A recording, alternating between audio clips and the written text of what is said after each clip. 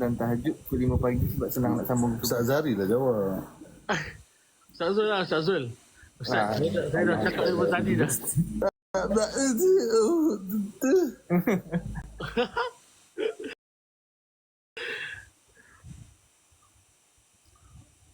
Salam. Jawab Ustaz.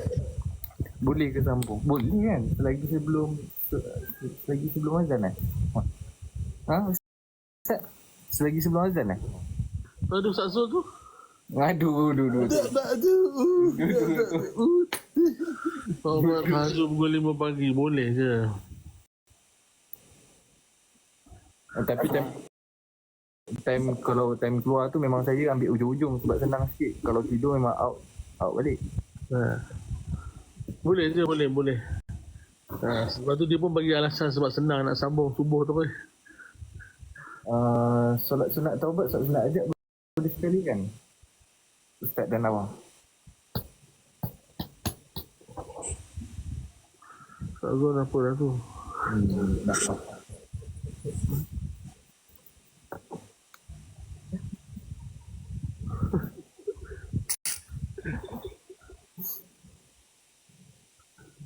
Saya ni tak boleh bercakap. Satu sebab Ustaz Azhari ada. Yang kedua sebab ada sebelah saya ni.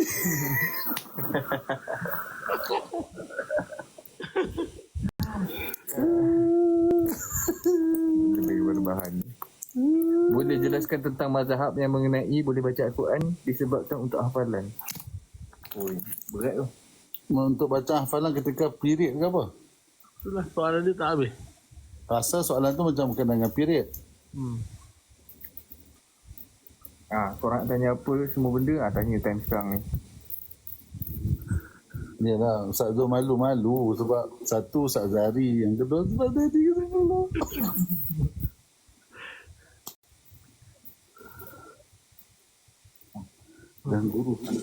Dan guru ketika haid. Guru ketika haid.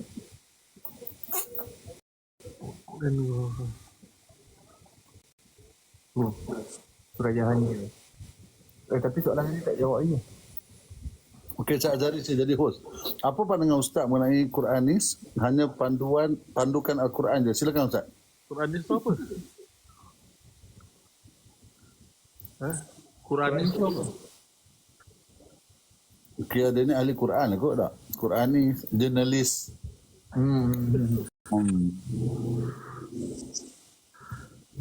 Quranis.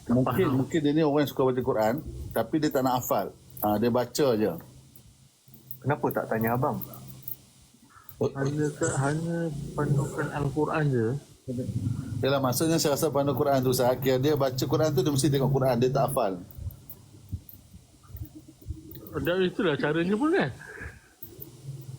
Maksudnya gitulah kot. Dia suka baca Quran, tapi dia tak nak hafal. Setiap kali dia nak baca, dia mesti buka Quran, tengok Quran, berpandukan Quran. Baguslah. Memang ada memang satu baca Quran menengok mazhab ni sunnah. Menengok mazhab, menengok mushaf, menengok mushaf. Lepas tu bukan dia tak. Ada golongan ni dia memang baca, dia memang berpandukan Quran tanpa hadis. Jadi ada soalan lain orang tanya, adakah kita mengenal agama ni dengan sebab Nabi ataupun sebab Allah Ta'ala tu kita kenal Nabi dah kenal agama?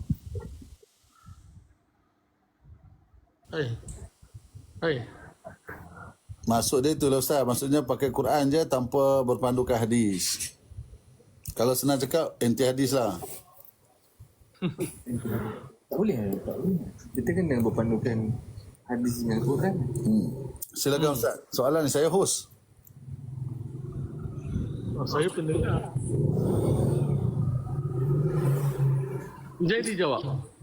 Saya pula jawab. Saya Ustaz dengan Ustaz Zul lah, cikgu saya pula kena jawab. Kalau dalam Islam ni, dalam Islam ni hukum ataupun apa-apa yang berlaku kita ambil daripada 4 sumber. Quran, hadis, ijma' dan qiyas. Jadi daripada 4 inilah sebagai kita punya garis panduan hidup kita bermazhab dan sebagainya. Jadi kalau kita hanya ambil Quran saja, kita tak ambil hadis, tak sempurna lah, tak boleh lah. Satu orang sahabat datang jumpa Rasulullah, bagi tahu kepada Rasulullah, wahai Rasulullah, aku ni sayang Allah Ta'ala je, aku tak sayang kau, aku sayang Allah Ta'ala. Tapi Nabi tak kata pun dia salah, kan? Cuma Nabi tak tahu nak jawab macam mana, sebab betul lah, kau dah sayang Allah tu, betul dah, kan? Akhirnya Allah Ta'ala pun turun ayat Quran, qul in kuntum tuhibbunallah fattabi'uni. Katakanlah wahai Rasulullah, katakanlah Rasulullah, kata kepada orang yang datang tadi tu, in kuntum tuhibbunallah, sekiranya kalau kamu mencintai Allah, fattabi'uni, maka kau kena ikut aku. Maksudnya kalaulah kita ni nak cari ridha Allah ke, ataupun kita nak sempurnakan kita punya keislaman ni, kita tak boleh ikut Allah Ta'ala saja.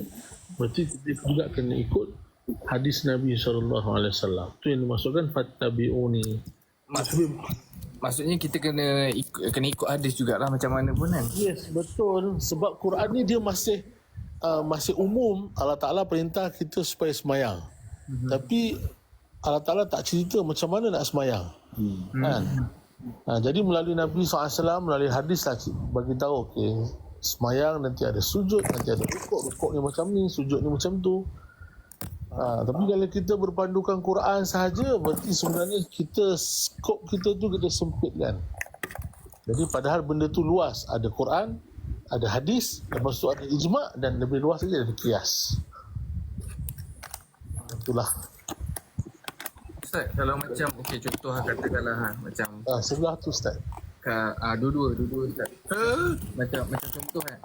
Macam kita katakanlah kalau kita dah macam hafal ilmu, katakanlah dah hafal ilmu, tapi kita macam kita tak tengok Al-Quran tu, macam maksudnya on the way balik, katakanlah kita dah balik lewat apa semua, tapi dalam kereta on the way balik tu kita baca ilmu tanpa tengok Al-Quran. Boleh ke tak ke? Dia macam ni lah.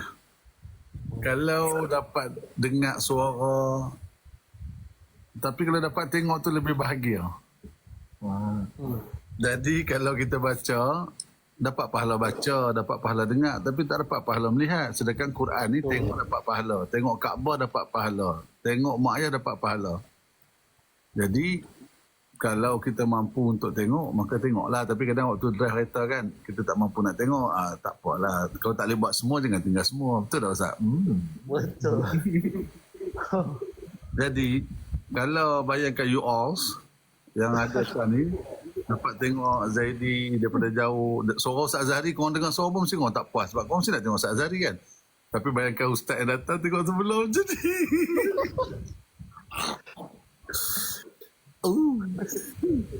Jadi macam itulah Quran ni, kalau baca dapat pahala, dengar dapat pahala. Dia kalau kita tengah drive tu okey tau, tapi kadang kita rugi. Sedangkan kita kata apa, kita dapat pahala baca, pahala dengar, tapi pahala melihat tak dapat, rugilah. Dalam Quran kata tak ada ayat tentang pakai tudung. Betul Allah Ta'ala kata labuhkan tudung kamu melebihi dada tu, bukan Quran. Dia ambil Quran mana? Dalam Quran Allah Ta'ala perintah, Allah perintahkan kita untuk labuhkan tudung bawah daripada dada. Macam mana dia kata tak ada pula? Waktu semua orang pakai mask tau. Pakai mask, bawa sejadah. Kalau tak pakai mask, tak boleh masuk surau. Dululah, tak pakai mask, tak boleh masuk surau masjid. Tak ambil vaksin, tak boleh masuk kedai-kedai. Orang taat. Tapi kenapa bila Allah perintah tu tak aurat, kita tak taat? Ya Allah, terima kasih Bazil. Tengok Bazil buat ayat. Cuba tanya dia kat mana dia cari Quran yang tak kata wajibkan tudung tu. Macam mana nak elak daripada terima barang dari jiran, contoh lelaki dia kerja main judi, pedagang ayam. Jiran tu bagi apa? Maksudnya kalau okey, jadi jiran abang, tapi abang tahu dah Zaidi ni berjudi, tapi Zaidi still bagi hadiah. Kata ulama, dua perkara menyebabkan hati jadi keras. Ustaz, kalau salah betul kan Ustaz? Kata ulama, dua perkara. Sebab tu anak-anak tahfiz, dia mesti jaga makan minum dia. Bercakap benda-benda yang kotor, memakan makanan syubhah akan menyebabkan hati jadi keras. Roy, hati kau keras, Roy. Bukan ingat sebut hadis tadi Roy. Bukan hadis, tu dialog. Ni ada orang tanya tadi, bolehkah kita gantikan solat untuk orang? Contoh gantikan solat untuk parents sebab mereka dah tak ada. Solat ni kewajipan atas setiap seseorang. Maka tanggungan solat tu atas dia lah. Ustaz Zahari yang pura-pura tak dengar. Dengar betul Ustaz. Saya sebenarnya sedang menyalin apa yang Ustaz bagi tahu tadi. Dan saya sedang membaca apa yang ditulis Ustaz Zahari kepada mesej saya ni. Jadi saya baca balik apa yang Ustaz Zahari sebut dan saya baca balik. Jadi Ustaz memang tawaduk lah. Tak, bukan tawaduk, benda betul Ustaz Azhari. Tak ada Azhari maksud dia apa? Bunga. Bunga ni harumnya ada, pegangnya tiada. Ustaz soalan tu.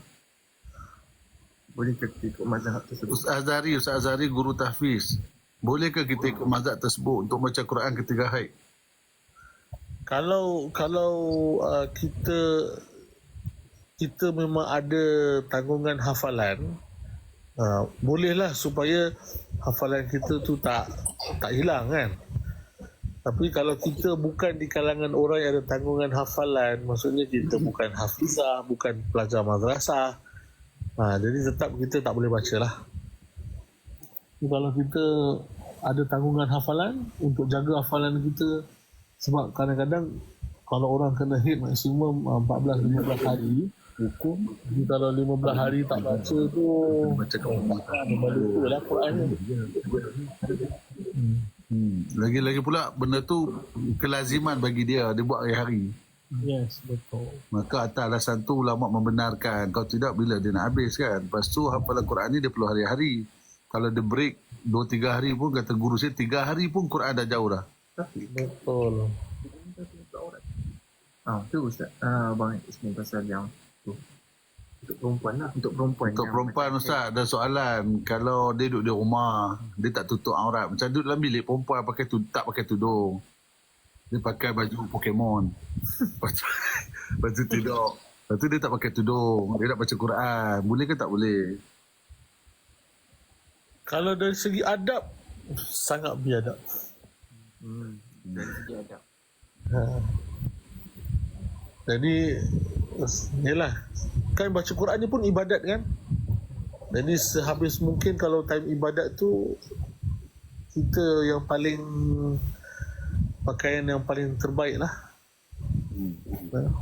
Sebab Quran ni kalau Allah, Quran ni kalau kita baca surah Sin Waw Rota, kalau bahasa Jawi jadi surat. Jadi bila kita berhadapan dengan Allah dalam ibadat, sebaiknya adalah kalau kita pergi temu duga, tak adanya pakai baju Pokemon. Mesti pakai baju sempurna, pakai coat, pakai tie, pakai blazer kan. Kononnya kita yang paling sempurna. Kita pergi khusus, kita lah terpaling blazer sekali, padahal staff dia pun. Ustaz, soalan vitamin EB. Ustaz, bagi seorang lelaki antara ibu bapa dan anak bini, mana yang lebih utama?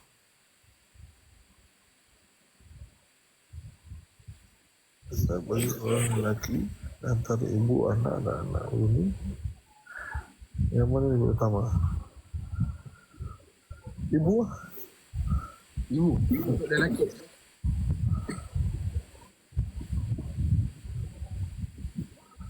Uraian dia.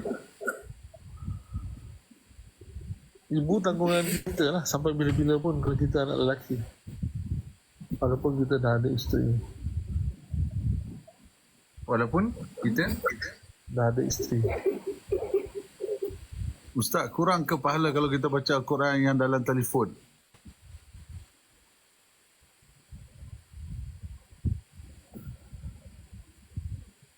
Pernah satu kisah, Ustaz saya kisahkan Ustaz. Ustaz Zamri Mantok. Ustaz Zamri Mantok ni ada ahli Quran lah. Dia ni memang orang Quran, juri dalam Akademi Al-Quran. Satu ketika dia baca Quran dekat handphone dia dalam Masjid Nabawi. Tiba-tiba datang seorang syekh. Dia kata, kenapa kamu boleh pakai Quran sedangkan kamu ada Quran dekat situ kan? Masjid Nabawi kan banyak Quran. Jadi waktu tu ulama tu kata, syekh tu kata, pemegang mushaf kamil, yang sempurna. Maksudnya Quran yang sempurna 30 juzuk itu lebih afdal dan lebih baik daripada telefon. Cuma kadang-kadang kalau kita duduk atas flight, kadang-kadang kita duduk kat airport, yalah bagi kita bukan Al-Quran kan. Tapi problem bawa, Quran tak bawa. Bom kena. Power bank boleh bawa tu, tapi Quran tak boleh bawa pura-pura gila. Kita kalau buat agama pura-pura gila. Dah semayang belum? Semayang. Dah masa waktu tu pura-pura gila dalam agama tu biasa. Okey bang, Ustaz nak tanya. Okay, contoh kita tengah berborak pasal benda ni, pasal agama, pasal pemakam. Ini dikira majlis ilmu ke tak? Kita dapat pahala ke tak? Kita dikira majlis ilmu kan fadilat dia besar kan? So, dikira majlis ilmu ke? Contoh macam kadang-kadang Syahir duk borak pasal suruh muzakarah. Kadang-kadang duk borak pasal benda-benda ni kan? Terima kasih. Jaya tidak. Silakan Ustaz, kita kembali ke studio B. Kira majlis ilmu. Majlis ilmu. Ya, jawab majlis ilmu. Kalau ikut ulama' sebut di mana majlis yang ada cakap tentang Quran dan hadis, percakapan mengenai agama, maka itu nama majlis ilmu Ustaz kan? Betul. Betul Ustaz. Dengan syarat ada dua benda tadi lah. Ada perkara yang membincangkan Quran dan hadis Nabi SAW. Benar. Maka ia dikira majlis ilmu. Walaupun dalam masjid, tapi kalau tak ikut dengan amal, maka dia akan duduk dalam bilik cuci basuh lah. Bolehkah kita baca surah Al-Mulk 1 hingga surah ayat belum tidur? Dan bolehkah kita baca dalam keadaan kita belum mandi wajib? Boleh tak? Pergilah mandi sekejap. Bukan lama pun mandi wajib. Tak, maksudnya katakanlah contoh. Kalau kita nak pergi kerja, kita tak mandi, kita selesa tak? Tak. Nah, habis untuk baca Quran, nak bercakap-cakap dengan Allah ni, oi, kalau cakap dengan Zaidi mesti wangi. Tak, contoh lah katakanlah orang tu tengah haid. Dia dah habis dah ujung-ujung tapi dia tak mandi lagi and dia kat luar. Boleh tak? Ke kena niat zikir juga? Banyak benda kat bawah ni sebenarnya. Banyak. Dia bila dah start boleh tanya, memang dia tanya Ustaz. Ni sekarang kan ada isu, bukan isu lah, satu fatwa yang baru tu kan. Pasal telekong tu. Pasal telekong? Ada perasan tak? Pasal telekong? Jadi dalam fatwa, dia kena fatwa lah kot. Kalaulah satu orang dia pakai telekong dan telekong dia tu jenis dua helai, satu kain, satu lagi yang tudung kan, yang biasa orang kita pakai ni kan. Ustaz Zul ada baca ke tu tentang fatwa tu? Baca? Kan fatwa tu kan dia kata kalau baju yang dalam tu kalau tak menutup aurat tu jadi tak sah semayang. Kalau pakai telekong yang jenis atas bawah tu. Maksudnya dia kena pakai dalam tu sempurna lah kan? Dalam tu kena pakai sempurna. Tapi kalau pakai telekong yang sehelai je, daripada atas ujung rambut sampai ke kaki tu dia bersambung, tu baru tak apa. Kalau pakai tak tutup, maksudnya tak sempurna baju kat dalam. Sebab dia terpisah kan? Sekarang ni tengah isu tu lah, duduk berlega-lega dekat media sosial kan. Ustaz, ni soalan daripada vitamin EB ni. Dia kata seorang lelaki tu dia asyik utamakan mak ayah dia sehingga abaikan isteri dengan anak-anak dia. Apa hukum dia?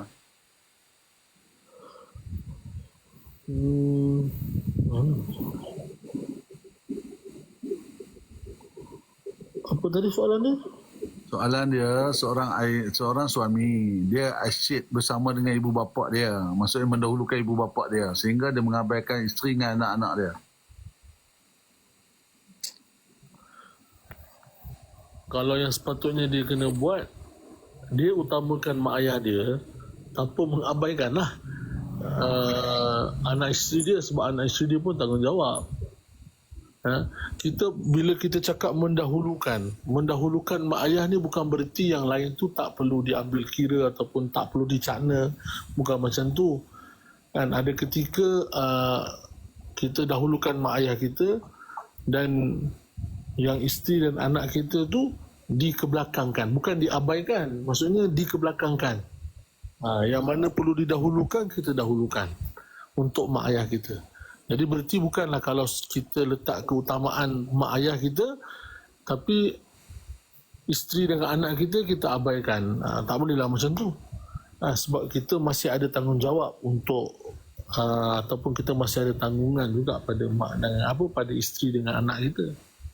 Jadi kalau tanya soalan dia macam tu, sebenarnya tak boleh lah. Jadi dia kena tetap dahulukan mak ayah tapi tanpa mengabaikan isteri dan anak.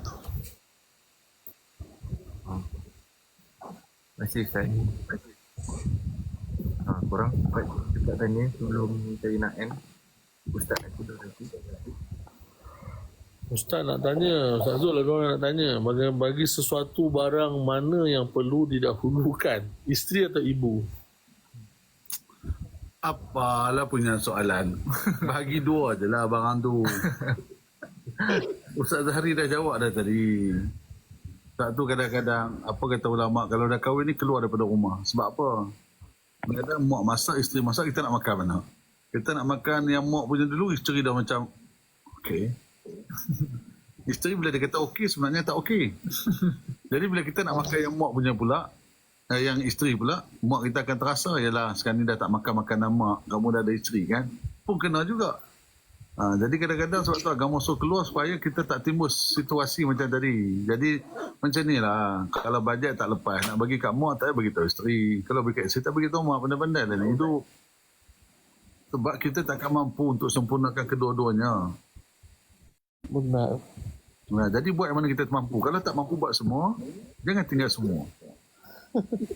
Kalau lah contoh macam saya tak pernah dapat peluang untuk berlakon sama Zaidi, tapi bila dapat live sama Zaidi pun satu nikmat lah.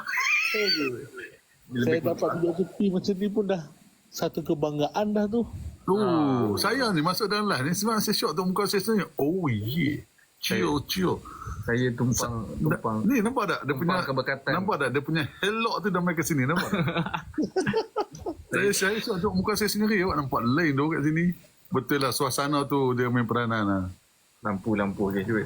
Jangan lah. Okey, lampu. Tak. Kalau tadi, ini kita orang tengah alih lampu tau. Ni cahaya Zaidi yang masuk.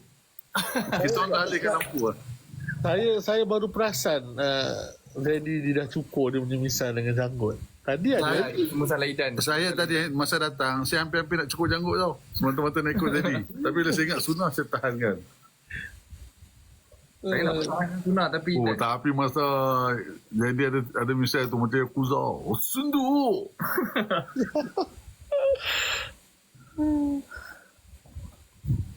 Allah ya Allah. Nur dia berganda-ganda. Betul lah Ustaz. Saya tengok Ustaz Zul campur dengan Zaidi. Dia memang Nur tu berganda-ganda. Dia macam ni Ustaz. Ayat dia macam ni Ustaz. Ayat dia macam ni. Nurun ala nur. Nur ala nur. Cahaya dalam cahaya. InsyaAllah. Dia orang-orang apa? Masa itu kita orang tengah lepak dengan Zaidi tau. Tu blackout. Lepas tu kita punya showroom tu bercahaya. Menipu. Dia orang-orang alim ulama ni, ustaz-ustaz memang tawaduk. Dah, bukan tawaduk. Kita ni ustaz baju labu selok ketat. Ya Allah, bahagia. Inilah malam paling bahagia saya ustaz dapat jumpa Zaidi, Bazir buatkan ayak. Gelang tasbih kita pakai boleh masuk dalam tandas tak? Gelang tasbih yang kita pakai tu boleh masuk dalam tandas dah masuk. Adalah dia bukan Quran. Cumanya benda tu benda ibadat. Kalau kita boleh hormat, faham tak hormat? Benda ibadat ni hormat lah. Kadang-kadang benda dunia kan kita jaga elok-elok. Kita punya kasut tu tinggi, kita punya jam, kita punya itu ni kan. Jadi benda ibadat pun kena jagalah, sejadah kita, Quran kita. Ada ahli abid ni ahli ibadah. Orang ahli ibadah mesti jaga barang-barang dia. Kalau dia nak musafir, dia mesti bawa Quran, mesti bawa tasbih. Dia bawa tu sebagai Yalah, paling kurang waktu musafir ni boleh buat ibadat kan. Kenapa orang risau buat program takut bateri habis? Tapi orang tak risau pun kalau amalan habis. Dia kena lagi 2-0. Oh, saya baca banyak apa Ustaz Zahri tulis kat WhatsApp saya ni. Ustaz tadi laju sangat, tak sempat nak salin. Saya dah hafal dah apa yang Ustaz salin.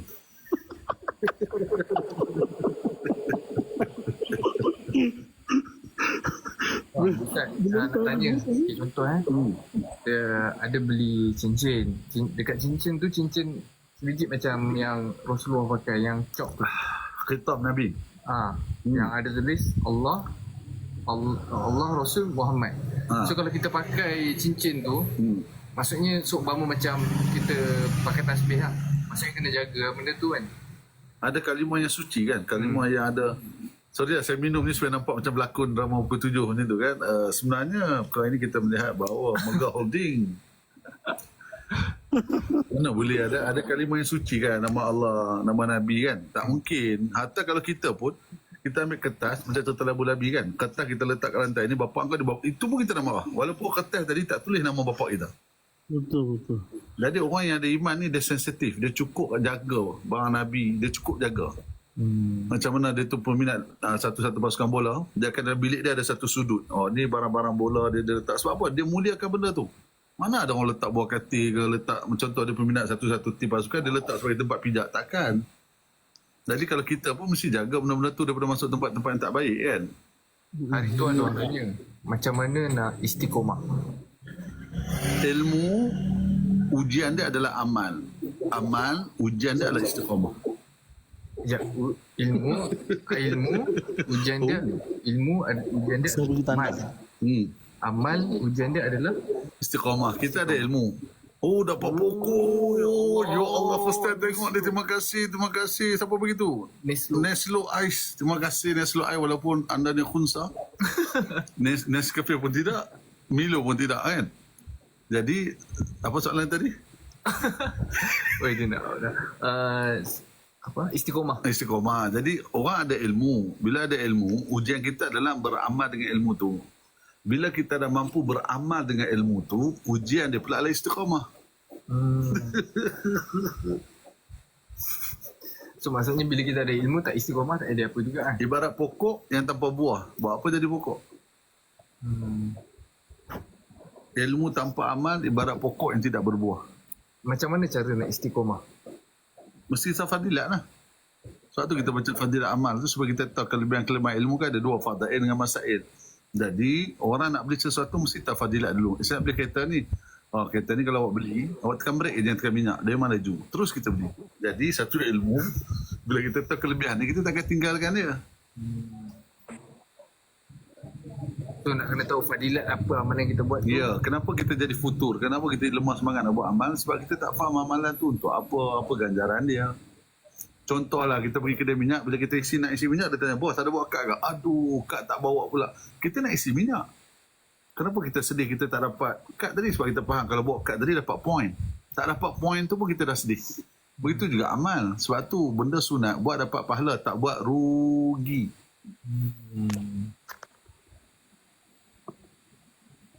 Macam Ustaz Zahri pernah cakap, Ustaz Zahri cakap, apa-apa niat, macam contoh niat pakai baju tutup aurat macam lelaki kan senang kan, tutup aurat.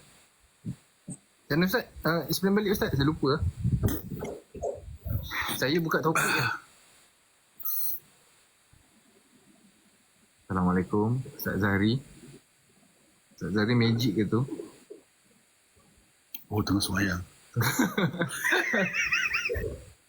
Ustaz Zahri, Apa dia tak baru keluar baru kan saya cakap nak bagi tandas tadi. oh okey, kita tandas apa ni, yang Ustaz cakap apa ni? Sangka baik Ustaz. Kalau kita macam tadi abang cakap pasal niat kan, maksudnya hari tu Ustaz dah cakap kalau kita pakai baju niat dapat pahala. Tu macam mana Ustaz? Niat amal perintah Allah dan sunnah Nabi SAW. Kalau kita buat sesuatu, contoh kita pakai jubah tapi kita tak ada niat nak amal sunnah, jadi kita tak dapat pahala sunnah. Innamal a'malu binniyat. Tu dia. Tak polis. dalam kitab Mu'jam Alfaz Fiqhiyah, kitab Mu'jam Alfaz Fiqhiyah, maknanya kamus lafaz-lafaz fiqh disebut ada perkara yang kita kena niat supaya benda tu dikira ibadah. Nah, tapi ada benda yang kita buat, contoh kita niat ni nak jadi asbab hidayah untuk orang. Jadi kita lihat saya teman sekejap. Okey. Okey, kita ada teman jadi kita lihat sekejap. Okey, tunggu sekejap. Bagi saham. Mana tengok tadi di tanda. Menggak Aiman rindu Ustaz Zul. Masya-Allah. Assalamualaikum Irfan, Assalamualaikum Ustaz dan Pok D. Aduh, jadi pitanda saya pula tak tenang. Bawa tour Ustaz. Bawa tour. Masya. Bawa tour Ustaz. Bawa tour. Kalau dapat tour pun seorang je lah. Kalau dapat tour pun seorang je lah.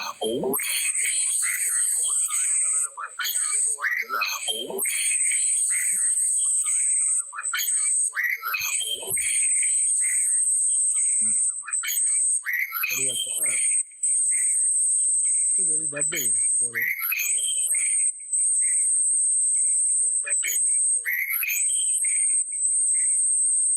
Azabab. Dia lari. Okey. Melawak je, faham. Fasha faham. Mana lentiti cincin tu?